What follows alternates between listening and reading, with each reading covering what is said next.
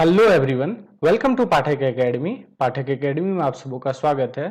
तो आज एक्सेल में हम एक नए टॉपिक को डिस्कस करेंगे, जो है टॉपिक हमारा पाइवट टेबल। क्या होता है पाइवट टेबल, किस प्रकार से हम क्रिएट करते हैं, किस प्रकार से पाइवट टेबल का चार्ट क्रिएट करते हैं, इसके बारे में डिस्कस करेंगे। यदि आप पाठक एकेडमी चैनल पे नए हैं तो आप चैनल को सब्सक्राइब करें, साथ ही बेल आइकन प्रेस करना ना भूलें, जिससे आने वाले सारे वीडियो की नोटिफिकेशन आपको सबसे पहले मिलेगी। तो चलिए शुरू करते हैं।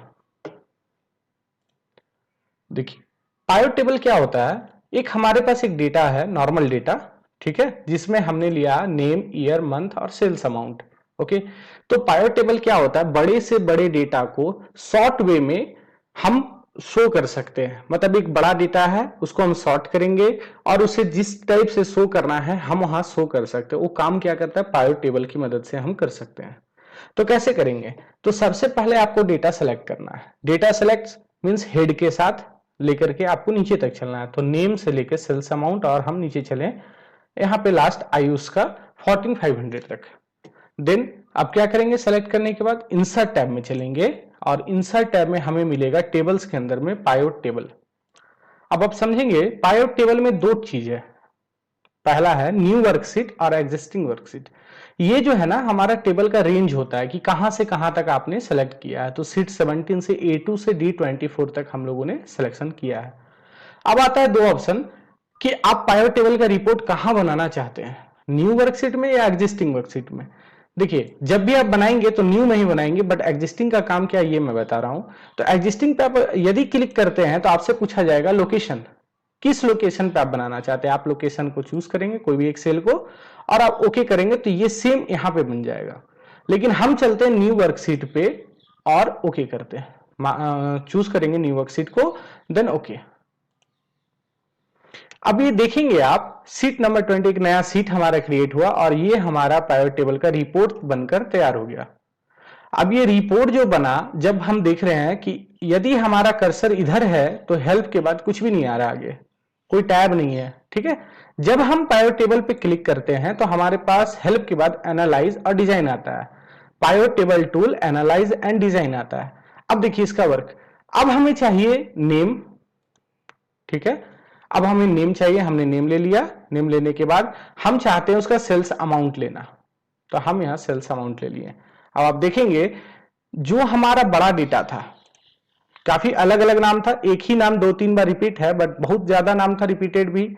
तो अब क्या हो रहा है, ये शॉर्ट कर दिया, मींस कि अमित का टोटल सेल्स अमाउंट शो कर रहा, आयुष का टोटल, मयंक का टोटल, इस तरह से सबका एक टोटल और ग्रैंड टोटल लास्ट में शो कर रहा। आप चेक कीजिएगा, अमित है या आयुष है, तो आप यदि आप चेक कर रहे हैं तो यहां पे एक अमित यहां पे है, ठीक है, दूसरा अमित यहां पे है, तीसरा अमित यहां पे है। अब हम इसका जब टोटल अमाउंट को, सेल्स अमाउंट को ऐड जब करेंगे तो ऐड हमारा कुछ इस प्रकार से आएगा, ठीक है। ये होता है पाइवट टेबल का रिपोर्ट तैयार करना। यदि हम चाहते हैं इसका ईयर भी देखना या मंथ देखना, तो देखिए अमित जो है जनवरी, मार्च, अगस्त में था, आयुष मई, जुलाई, अक्टूबर, दिसंबर में था। इस प्रकार से हमारे पास डेटा पूरा एक शॉर्ट वे में आ जाता है।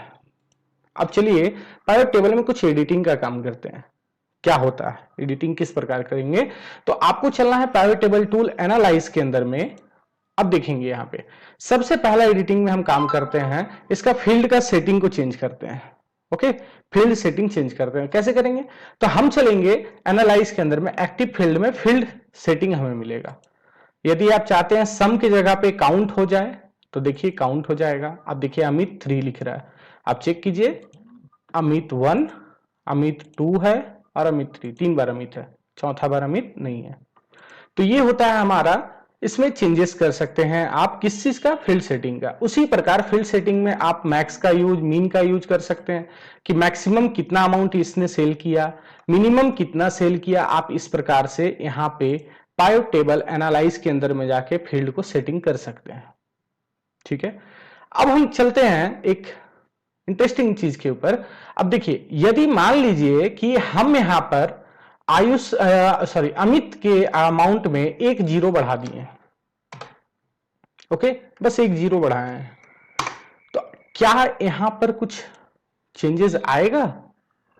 क्या यहां पे जो सम अमाउंट था वो क्या चेंज आ रहा है? कुछ आएगा? तो देखिए, इस चेंजेस को लाने के लिए आपको एनालाइज के अंदर में रिफ्रेश का ऑप्शन मिलेगा, रिफ्रेश ऑल करना होगा। देखिए चेंजेस आया, अमाउंट आप करेंगे आपको पता चल जाएगा। अब रिफ्रेश के लिए हम लोग शॉर्टकट की प्रेस क्या करते हैं, अल्ट के साथ F5 का भी यूज कर सकते हैं, ये शॉर्टकट की होता है। ठीक है, यहां तक हम लोगों ने देखा डेटा को रिफ्रेश करके हम डेटा में जो चेंजेस लाए हैं उसे हम सॉर्ट आउट कर सकते हैं। अब आगे की ओर चलते हैं। यदि मान लीजिए कि हम एक नेम को यहां क्रिएट कर रहे हैं, मान लीजिए सपोज अपना ही नाम दे देते हैं हम, ओके, 2021 में कुछ भी अमाउंट दे दीजिए। ठीक है, अब यहां देखते हैं, अब जो हमने ये डेटा दिया, क्या ये डेटा हमारा पाइवट टेबल में आएगा? ऑटोमेटिक आएगा रिफ्रेश करने से? नहीं। आप यदि आप रिफ्रेश करेंगे तो ये डेटा आपके पास नहीं आएगा। क्यों नहीं आएगा? क्योंकि आपने जो डेटा का सिलेक्शन किया है वो आयुष तक ही किया है। तब आपको क्या करना होगा, आपको चलना होगा एनालाइज में, चेंज डेटा सोर्स में। ओके, चेंज डेटा सोर्स में आपको चलना होगा और अगेन आपको डेटा का सिलेक्शन करना होगा। अगेन आपको डेटा का सिलेक्शन करना होगा जहां तक आपने नए डेटा का एंट्री किया, देन आपको करना होगा ओके। आप देखेंगे यहां पे नए डेटा का एंट्री हो गया। तो इस प्रकार से हम डेटा को रिफ्रेश करके और डेटा में चेंजेस ला करके भी वर्क कर सकते हैं। ठीक है, यदि मान लीजिए कि आप वर्क कर रहे हैं और आपका ये पाइवट टेबल फील्ड हट गया, तो आप इसे कैसे लाएंगे? तो इसे लाने के लिए आपको चलना होगा पाइवट टेबल टूल एनालाइज में, और यहां पे एक ऑप्शन मिलेगा फील्ड लिस्ट, शो के अंदर में मिलेगा फील्ड लिस्ट। आप इसे लेंगे, फील्ड लिस्ट आ जाएगा। अब देखिए फील्ड लिस्ट में 4 ऑप्शन होता है, फिल्टर, कॉलम, रो और वैल्यू। क्या होता है इसका वर्क? देखिए आप बस कुछ नहीं, ड्रैग एंड ड्रॉप करना है। आप डेटा उठाइए, नेम रो तरफ से नेम उठा करके आप फिल्टर की ओर लेके गए तो क्या होगा? देखिए कुछ इस प्रकार होगा। आप जिसका चाहते हैं, अमित का, ओके, अमित लिए और ओके किए। देखिए अमित का डेटा आ गया। मैं इसे शॉर्टकट की को हटा दे रहा हूं, रिफ्रेश के लिए था वो। ठीक है, तो ये फिल्टर का वर्क हो जाता है, फिल्टर वे में चला गया ये। ठीक उसी प्रकार यदि आप इस नेम वाले को कॉलम में लेके जाते हैं तो क्या होगा? देखिए कॉलम वाइज सारा नेम आ गया, उसके नीचे अमाउंट आ रहा है। तो इस प्रकार से आप ड्रैग एंड ड्रॉप भी आप कर सकते हैं डेटा के अंदर में। चलिए आगे की ओर बढ़ते हैं और नेक्स्ट पार्ट है हमारे पास। अब इसमें डिजाइनिंग का पार्ट करते हैं। ठीक है, अब डिजाइन किस प्रकार से क्या क्या कर सकते हैं? तो सबसे पहले उसका स्टाइल आप चेंज कर सकते हैं। यहां से जिस तरह की कलर वगैरह चाहिए होगा आप कलर चूज कर सकते हैं। ठीक है, यहां से कलर आपको जो अच्छा लगेगा आप यहाँ पे कलर वगैरह यूज कर सकते हैं। उसके बाद आप जो ये ग्रैंड टोटल है, आप इस ग्रैंड टोटल को हाइड भी कर सकते हैं, ऑन ऑफ कर सकते हैं। सब टोटल में आप सब टोटल को भी, यदि सब टोटल शो कर रहा है तो आप सब टोटल को भी हाइड कर सकते हैं। इस प्रकार से हम यहाँ पे एक एडिटिंग का पार्ट, एडिटिंग डिजाइनिंग का पार्ट हम डिजाइन भी कर सकते हैं। किसमें? पाइवट टेबल में। ध्यान रहे पाइवट टेबल टूल डिजाइन के अंदर में ये सब वर्क हम कर रहे हैं।